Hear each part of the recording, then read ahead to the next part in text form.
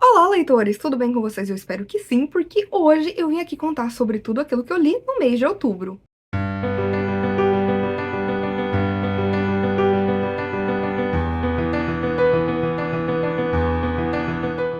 Gente, outubro foi um mês em que eu não li tanta coisa assim, mas eu fiz leituras bem interessantes e quero contar tudo pra vocês. Então, vamos lá!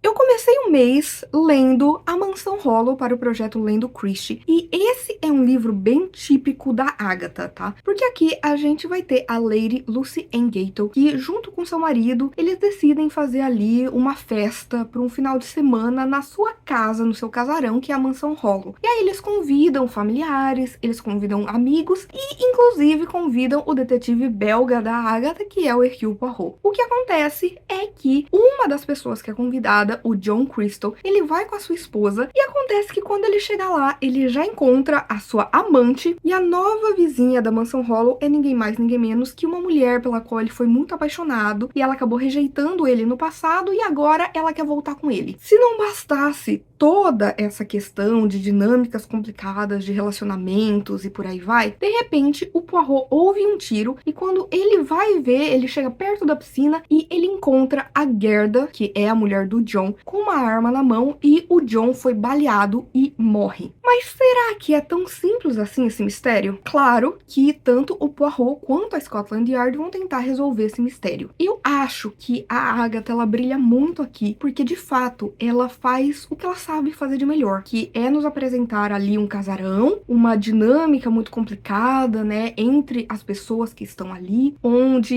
existem pessoas que se gostam, pessoas que se odeiam, de repente uma dessas pessoas morre, todo mundo é suspeito, e na minha opinião é o ponto alto da Agatha Christie, tá? Gente, eu gostei bastante dessa história. Eu acho que é muito dinâmica, eu acho que é muito fluida, eu acho que, de verdade, tem uma narrativa muito gostosa, como geralmente acontece com os livros da Agatha, mas o que eu não gostei aqui foi, primeiro, um romancezinho que foi muito assim do nada, sabe? Que eu acho que a Agatha, ela sempre coloca isso e não me agrada tanto. E outra coisa é que a própria Agatha, ela se arrependeu de colocar o Poirot nessa história e, apesar do Poirot ser o meu protagonista favorito, eu preciso concordar, porque ele não tinha o que fazer nessa história, sabe? Já tinha Scotland Yard, ele acaba aparecendo pouco, então não é assim como se ele tivesse super ativo na história. Mas, no geral, foi uma ótima experiência. Acabei dando para a Mansão Hollow 4 estrelas.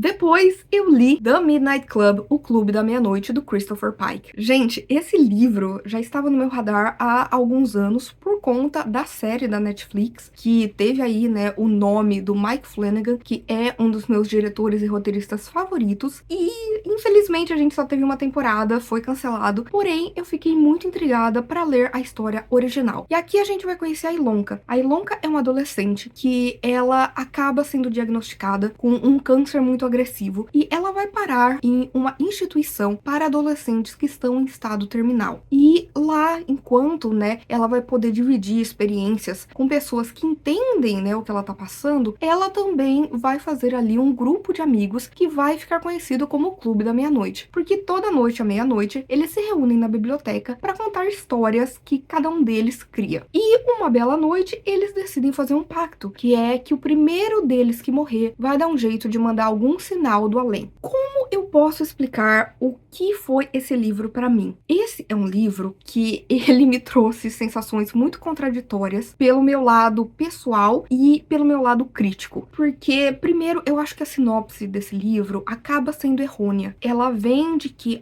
são adolescentes contando histórias de terror e que aí um deles vai voltar para trazer notícias do além e, sustos e terror e... Não é nada disso. É muito mais uma história de drama. É um grande drama, porque a gente vai estar vendo esses adolescentes que estão pensando muito sobre a brevidade da vida, sobre a proximidade da morte, sobre, né, o que será que existe, né, além, se colocando ali nas histórias que eles vão contando. E uma das coisas que eu não gostei tanto aqui foi que eu acho que o livro, ele se demora muito nessas histórias inventadas, quando a parte mais interessante, na minha opinião, é a vida desses adolescentes, sabe? O relacionamento entre eles, como eles estão estão lidando, né, com o luto, com a perda, com tudo que tá acontecendo. Eu acho que isso é a parte mais interessante aqui, e a gente não vê tanto isso. Outra coisa é que a escrita, ela não é tão boa assim, tá? Sendo muito objetiva, a escrita, ela é meio rasa. Porém, falando de forma pessoal, eu achei que o autor, ele entra aqui em temáticas muito importantes, principalmente para a época que esse livro foi publicado, e aqui a gente acaba sendo confrontado com essas questões que são tão importantes, que fazem parte da nossa vida e que muitas vezes a gente não pensa sobre porque, ai, a morte tá lá na frente e, né, não se sabe o dia de amanhã. Também gostei aqui da construção dos personagens, até da protagonista, que é meio chatinha, tem umas coisas assim que eu não gostava dela, mas eu também entendo que ela é uma adolescente, que cada um processa as coisas de uma maneira, sabe, que tem ali pessoas que são mais positivas, pessoas que são mais negativas, pessoas que são mais realistas, e por aí vai, porque cada pessoa é de um jeito. Esse é um livro que também vai falar sobre questões de outras vidas, sabe, questões de reencarnação e por aí vai. Na minha opinião, particularmente falando, gente, eu daria pra esse livro um 4 estrelas, porque ele me emocionou bastante, eu me senti muito tocada, acabei me vendo presa na história que estava sendo contada aqui, mesmo que eu não achasse que era tão boa assim. Só que vendo de uma forma crítica, eu daria pra esse livro 3 estrelas. Eu acho que ele poderia ser bem melhor. Então, fazendo uma média, eu cheguei à conclusão que The Midnight Club é um livro 3 estrelas e meia.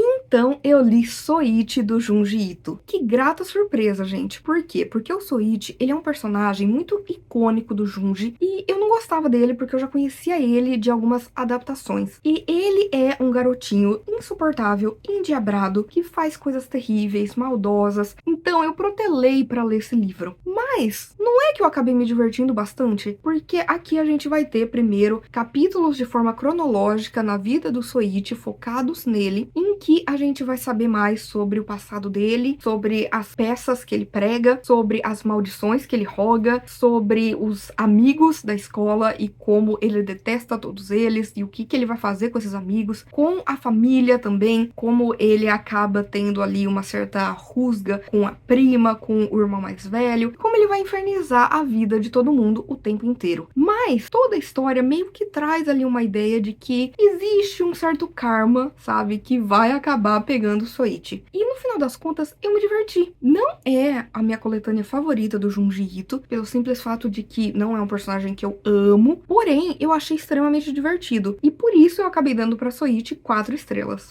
Finalmente li Lore Olympus. E, gente, vou pagar minha língua. Por quê? Porque eu resisti. Eu tentei não ler Lore Olympus por muito tempo, porque eu fui aquela criança que era a louca da mitologia grega. E pra quem sabe, né, toda a mitologia, a história que a gente tem ali da Perséfone com Hades é uma coisa bem complicada. Então eu falei, não vou ler, mas acabei baixando um aplicativo, que é o Webtoon, e tava lá vendo, né, algum mangá ou alguma HQ para começar a ler, e de repente eu descobri que a artista, ela publicou primeiro no Webtoon, e aí virou um grande sucesso, e Lore Olympus foi publicado em versão física. E aí eu falei, vou dar uma chance. Gente, quando eu percebi, eu já tava começando o segundo volume. Aqui a gente tem, né, as histórias do Olimpo, porém de uma maneira mais moderna, o que eu achei super bacana. Eu acho que é o que dá aquele tchan, o que faz a gente gostar tanto da história. Mas não só isso, a gente também tem personagens bem complexos, e aqui, de fato, o maior drama que a gente vai acompanhar é a história de amor entre a Perséfone, que é a deusa das flores, dos frutos, e também do Hades, que é o deus do submundo e dos mortos. E, gente, eu não esperava gostar tanto assim, mas eu gostei, porque a gente tem ali muito dessa coisa mais moderna, que eu acho que, de fato, traz uma nova roupagem pra mitologia grega, que já é uma coisa que eu gostava, e eu achei que fez toda a diferença aqui. Também gostei de como os personagens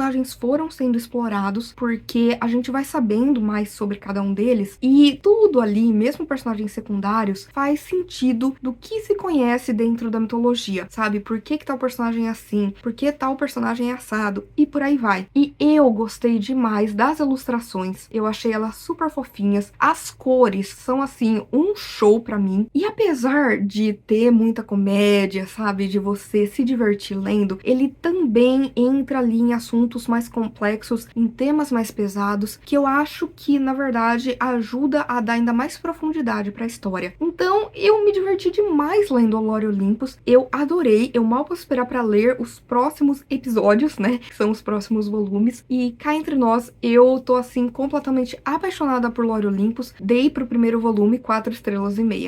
Então, eu finalmente li o segundo volume da trilogia Jogos Vorazes, da Susan Collins. E, gente, já tem vlog aqui pra vocês conferirem, sabe? Em que eu fui lendo e registrando tudo que eu tava pensando sobre a história. Então, eu falei com mais detalhes lá. Porém, eu preciso dizer que eu adorei. Já posso falar isso, que pra mim, ele supera, sim, Jogos Vorazes. Eu acho que Jogos Vorazes é um ótimo livro introdutório, onde a gente vai conhecer Panem, os seus 12 distritos, que, né, vivem em extrema pobreza, e ao mesmo tempo uma capital que vive, né, com muito luxo e elegância. E anualmente existe um evento televisivo que consiste em pegar um rapaz e uma moça de cada distrito, né, sortear ali, e eles vão todos para uma arena onde esses 24 tributos vão se enfrentar até a morte, até apenas um deles sobrar. O primeiro livro, ele vai nos apresentar a protagonista, que é a Katniss Everdeen, indo para os Jogos Vorazes no lugar da sua irmãzinha, e ela é uma pessoa mais introvertida, ela é mais antissocial, ela é uma boa caçadora, e também com ela vai o Peeta Mellark, que é um jovem padeiro, que ele é muito carismático, ele é muito extrovertido, e ele tem, assim, um ou outro talento, mas nada que chegue aos pés da Katniss quando o assunto é caça, por exemplo. E, gente, o segundo volume continua essa história, e eu acho que a autora fez um trabalho excelente. Ela pega temas que ela colocou no primeiro volume e ela aprofunda ainda mais aqui. Então, ela vai falar de temas extremamente importantes, principalmente que tenham a ver com política. Ela vai falar sobre acúmulo de bens, ela vai falar sobre controle de massa, ela vai falar sobre o relacionamento tóxico que as pessoas têm com reality shows e por aí vai. E aqui a gente vai ver uma revolução começando por conta de algo que a Katniss faz no primeiro livro. E a repercussão disso, toda a violência, a ditadura, tudo que vai acontecer, sabe, que esse governo vai começar a impor nas pessoas, e elas entendendo que unidas elas são muito mais fortes, é algo assim, nossa, muito interessante. Eu amei, eu adorei saber mais dos personagens que a gente já conhecia aqui, eu adorei os novos personagens, inclusive. Eu acho que a autora, ela escreve de uma maneira muito gostosa, a leitura, assim, fluiu muito bem pra mim, eu adorei essa história, eu adorei, acabei dando pra Em Chamas 4,5 estrelas. Por último, mas não menos importante, muito pelo contrário, eu preciso falar que a melhor leitura que eu fiz esse mês foi de Attack on Titan. Ai, mas qual? Porque eu leio geralmente 3 volumes por mês. O 28º volume foi um volume que ele mostra ali o comecinho de uma guerra final que tá pra acontecer há muito tempo, e a gente vai ver ali muitas pessoas se enfrentando, e é um volume interessante, principalmente porque ele vai falar muito sobre o ciclo da violência, vai falar bastante sobre personagens percebendo que existem dois lados de uma mesma moeda, que eles acabaram sendo vítimas de toda uma história, de uma guerra que foi continuando e continuando e continuando, e deixando mais vítimas e por aí vai. E isso eu achei bem interessante. Porém, foi um volume que eu fiquei meio assim, porque o protagonista, ele... É difícil, gente. É difícil, porque quando a gente tá falando do Eren, é um personagem que é extremamente complexo e que eu tenho vários problemas com ele, e aqui ele mostrou mais disso. Então eu acabei dando pra esse volume 3,5 estrelas.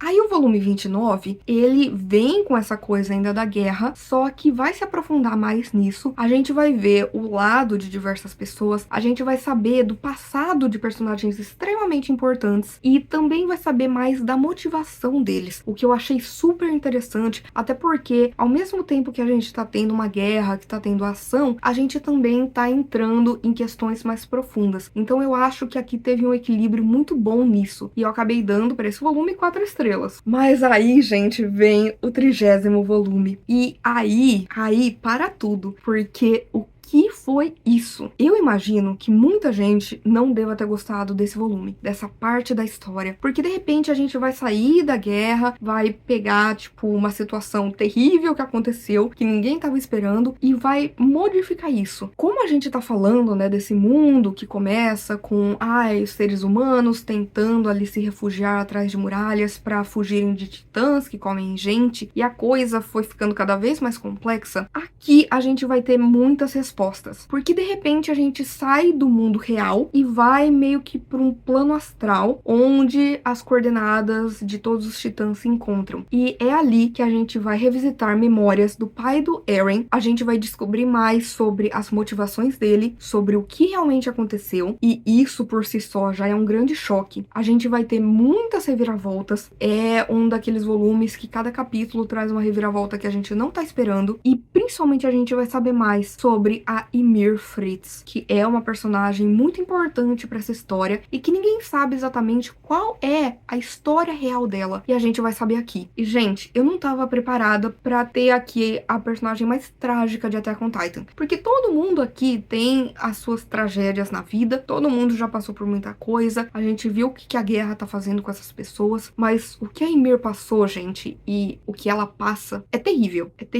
e é aí que a gente vai ter um momento extremamente decisivo pra essa trama. Então, esse volume pra mim foi um 5 estrelas, e ele me fez perceber que mesmo que eu não goste de coisas que aconteceram, de decisões que o Hajime tomou ao longo da história, de ter gostado de alguns traços dele e nem tantos outros, por aí vai, eu tô tendo uma experiência tão grandiosa lendo Attack on Titan que é até difícil de explicar, mas é uma coisa que vai além, sabe? É muito mais a questão de sentimento, sabe? Do que realmente, ai, narrativa, ai, porque isso ele poderia ter mudado aqui, ai, porque eu não gostei do traço tal, ai, porque essa coisa... Não, é muito mais o tanto de emoções que eu senti com essa história que tá fazendo pra mim Attack on Titan se tornar a minha saga favorita de todas. Então, lógico que eu tinha que dar 5 estrelas pro volume 30 e agora só faltam mais 4 e eu não faço ideia do que vai acontecer. E é isso, gente. Eu espero que vocês tenham gostado do vídeo de hoje. Por favor, se você quiser continuar conversando comigo a respeito de livros, filmes, séries, qualquer outra coisa, não deixe de me contatar nas minhas outras redes sociais. Por favor, curta esse vídeo, porque isso ajuda muito o meu trabalho. Façam que esse vídeo, o canal, chegue a mais pessoas. Compartilhe com seus amigos. Comente aqui embaixo qual foi a melhor leitura que você fez no mês de outubro. E, por favor, se inscreva no canal Livro em Livro se você ainda não é inscrito. E aproveite para ativar as notificações, ativar o sininho, porque toda sexta-feira e domingo tem conteúdo novo por aqui. Então a gente se vê no vídeo que vem.